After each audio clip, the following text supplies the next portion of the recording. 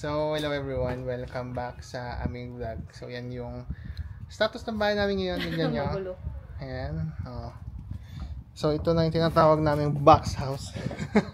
Puro box. Boxing day namin ngayon, guys. So, today is almost end of May. So, magbabox na kami. Yan. Tignan yung bahay, oh. Meron akong before nito. So, makikita nyo rin yung itsura nito before nagkaroon ng mga box. Yeah, so basically yan. Puro box na kami. Dami pa naming box doon. Tapos ito, halos to wala nang laman halos yan. Tanggal na lahat. Naka-box na rin to. Gulo ng bahay natin. Oh, gulo na eh. Ba't nga ba magulo? Ha? Nag-aayos na. Nag-aayos. Magbaboxing na. Magbaboxing day na. Yeah, boxing day namin. So yan guys, no, konting update lang. Nabenta na tong bahay. Yung mukha. Ay, ba yung mukha mo? So yan, konting update lang. Nabenta na tong bahay and mag-move out na kami in 5 days time actually. Kasi Saturday ngayon. Yeah, malapit na pala. In 5 days time mag-move out na rin kami. Kaya yun, gaganto kami. Nag-aayos. So, handy-handy tayo ngayon. Kasi mga inalis na tayong yung mga Alexa enabled na natin. Yung mga gadgets, inalis na muna natin. Para less hassle na dun sa next na bahay. Kasi hindi naman nila magagamit yung mga Alexa enabled. Kasi connected sa account ko. So, inalis na namin. Binalik namin yung dating mga hardwares niya. And stuff. So, yun. Finally guys, nabenta na tong bahay. Siguro paulit-ulit yung maririnig. Kasi hindi namin alam kung kailan namin ipopost or kung ano ipopost namin ni Dayan. Pero anyway, nabenta na. And nagkapirmahan na kanina dun sa attorney yung final agreement. So, basically, nabenta namin tong bahay tapos bumili tayo bago sa Hindi, umutang kami ng bago. Hindi kami umutang ng bago doon sa may northwest area. Hindi, actually northeast pa rin yan. Northeast pa rin yun, malapit sa basta northwest na yan. So, yan, yung naging experience namin sa pagbebenta. It took us maybe more than a month bago namin nabenta tong bahay. And nawala namin ng pag-asa before actually. Tapos bigla na lang may nag-viewing, tapos bigla nag-offer. Right? Kasi yung nag-viewing parang 1 week pa or 2 weeks pa bago sila nag-offer. And mind you guys, ilan yung nag-visit sa atin doon? Isa lang. Ha? Supposedly dalawa yung mag-viewing sa bahay. Nag-cancel yung isa. So isa lang yung tutuloy. So sabi namin, wala na. Wala nang pag-asa. Wala nang pag-asa. So hindi na namin masyado pinupush yung pagbebenta ng bahay at pagbili ng bago kasi feeling namin, hindi na mabebenta. And then, nasa cross iron kami that time. Plano na rin namin talaga, alam mo yan, mag-ayos dito sa bahay. Sabi namin, huwag na tayo malis. Ayusin na lang natin ng konti yung bahay. Mag-stay na lang muna tayo doon. Bumili na ako ng mga gamit na no? Yeah, yung mga gamit nasa HomeSense kami. HomeSense ba yan? Oo, sa HomeSense. Sa tabi ng Winners. Sa tabi ng Winners. Yun, nandun kami, tapos biglang tumawag si Tommy. Kaya guys, I have a good news. Nag-offer na, hindi pa lang nag-offer. Mag-offer na yung tumingin ng bahay. So, right there and then, talagang, alam mo yun, nag-scramble din kami kasi wala na sa plano namin na bumili ng bahay or ibenta tong bahay. Ang plano na namin by that time, parang antay na lang namin mag-expire. Mabili kung mabili, hindi kung hindi. Kung hindi mabili, di mag-stay kami dito. Kung mabili, di lilipat kami. Ngayon, nung day na yon na sinabi ni Tommy na, meron nang mag-o-offer. Tawag ako sa kapatid ko, may yung property natin na gusto natin kasi before that, alam niyo naman 'di ba, nag-show homes na kami. Naghanap kami ng mga bahay. Nililinya na namin yung mga possible properties na bibilin namin. So, meron kaming property 1, 2, at saka 3 ba tayo? Or dalawa lang, no? Kasi yung 3, supposed to be pwede yung 3 kaso, ang dami na niyang i-repair. Yung yung 800. Ayoko yun. Yung pagbasok pa lang natin, hindi natin gusto. Hindi ko yun. Hindi mo bet yan. Hindi ko yun option. Hindi na option yun. So, ito lang yung option namin. So, yung una na blinag namin, yung kasama namin sa Ledsel, yung sa Panamount, Panatela or Panamount area. Yun yung number 1 choice namin. Tapos yung pangalawa, hindi namin yung na-vlog kasi nung binavlog namin yung bahay, naka-slow motion yung dalawa yun, no? Yung isang gusto mo. I mean, yung third option sana. Yun yung i-vlog namin na third option, tsaka yung second option na yun, Yun yung vlog na yun. Tapos yung camera namin, nakasetting siya ng slow-mo. So, wala natira doon sa footage. Meron, pero sobrang bakal. Tapos wala ng audio. Right? So, wala ng audio. So, kahit i-times 10 namin, parang mabagal pa rin. So, we decided na wag nang i-post yun. Tapos, alam ko ano yun 2 weeks after pa nun, or 1 week after nun, tsaka lang nag-offer. Oh, matagal medyo matagal yun, diba? Parang nakalimutan na nga natin yung itsura eh. So, actually, nakalimutan na namin yung itsura. So, ang ginawa namin, nung day na tumawag si Tommy, tinawagan kapatid ko, anong mas gusto ninyo, itong A or itong si B? So, una, gusto namin yung A. Ngayon, binatawaran namin. Sabi namin, okay, Tommy, tawaran mo to. Kasi yung kabilang bahay, yung katabi lang nun, nabenta, I think, ng 740. So, yun, tinawaran namin yung una. 770 siya listed. Sabi namin, let's do 740. Kasi 740 na benta yung katabi niya na parehas lang halos ng layout. Pero itong owner na to, realtor kasi siya, and nabili niya bandang 2002. So, I'm assuming wala na siyang mortgage na binabayaran.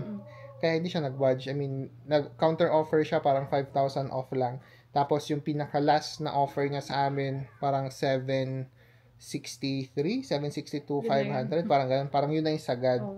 And dami papagawa dun sa madami. Property na yun. Basement, medyo yung basement. Talagang madami. So, yan. Ano lang yan, few hours lang yung pagitan nun.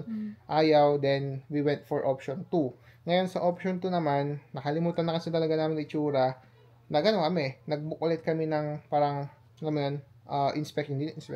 Parang viewing ulit kay Tommy during that day, di ba?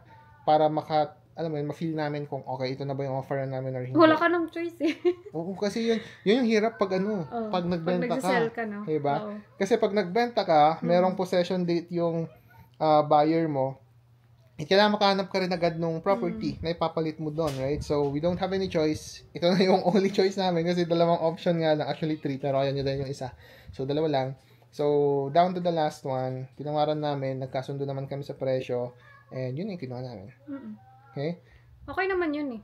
Weird lang yung kitchen. Okay naman, weird lang yung kitchen. Kaya siya option 2, kasi weird yung kitchen. Yung kitchen lang naman. Kaya makikita niyo yan pag viewing natin, pag nag-possession kami. Actually, meron kaming video ng inspection, pero hindi ko alam kung mapopost namin or hindi. But anyway, hindi ko lang alam kung asan yun. Hindi ko lang alam eh. Basta yun, makikita niyo yun, ipapakita namin yung weirdness nung lababo. I mean sa atin weird. Para sa amin, weird. Ewan natin sa iba. Siguro pwede na yun. Pero anyway. Pwede na yun. Okay na yun kung mura yung bahay. Pero kung ganong presyong bahay, parang weird. Na kung ganon yung presyo, dapat at least mas okay sana. Pero anyway, that's all good. Pabayas na lang namin yung kitchen. Kasi sulit namin nabili yung bahay. Kahit mag-renovate kami. Parang andun pa rin, no? Andun pa rin sa range ng tinitingnan namin. But, yeah, that's all good. So, yun nga. Yun yung kwento. The evening nung nag-offer na, ay, hindi pa nag-offer. The evening nung day na nag-offer, tama, yung buyer namin, nag-offer din kami dun sa kabila. Tapos, na-accept yung kabila, tsaka namin in-accept yung offer ng buyer namin. So, nauna kami nag-accept ng offer bago naunang in-accept yung offer namin bago namin in-accept yung offer ng buyers namin. Kasi we wanna make sure na yung mga timings namin is okay. Kasi, konting lang sa timing. Magpo-possession kami doon 2 days or 3 days after nun, possession naman ng bagong buyer dito sa bahay namin. So, we have 2 to 3 days ata yun, no, babe, no? O 3 days, sabi mo na. 3 days na mag-alis ng gamit namin dito sa current property, tapos ililipat namin doon sa bagong property. So, yun. Kaya, last video namin, I think it's a month and a half na. Kasi kung bibilangan nyo, yun yung timing. Bang! Lakas ng hangin. So, yun yung timing kasi a month and a half kung kailan nag-offer yung property. So, kaya naman kami hindi nakapag-vlog kasi nga, from then, ang dami nang naging ganap. So, nalaman namin na may special assessment yung condo namin. Buti na lang na may insurance. Yeah, buti may insurance kami, right? So, kung may mga condo kayo dyan, guys, or townhouse, make sure na meron kayong condo assessment coverage. Ito yung kapag nagkaroon ng special assessment yung condo board, covered ng insurance ninyo. Luckily for us, merong special assessment, 20,000. Sabi ng buyer, kailangan naming bayaran yon, kundi magbaback out sila. So, aligaga kami. punta ako dun sa condo board namin, punta ako sa property management namin. Alam, balik-balik talaga ako. Kasi walang sumasagot sa, sa tawag at saka sa nag-i-email ako, tumatawag ako, walang sumasagot. Kasi by that time kasi hindi pa lumalabas yung actual na assessment. Lumabas lang yung actual assessment, I think 2 weeks after mabenta yung bahay namin. So, pinilit ko talaga na kumuha ng information about that special assessment hanggang sa nakuha ko yung sagot. And then, agad-agad tumawag ako sa insurance company namin to make sure na covered and stuff like that. So, nung na-confirm namin na covered yon, sabi namin sa buyer, okay, babayaran namin kung ano mga special assessment ang ilalabas nila hanggang sa mag-possession kayo. So, ayan, dami lang back and forth, kaya hindi kami masyadong nakapag-vlog na rin.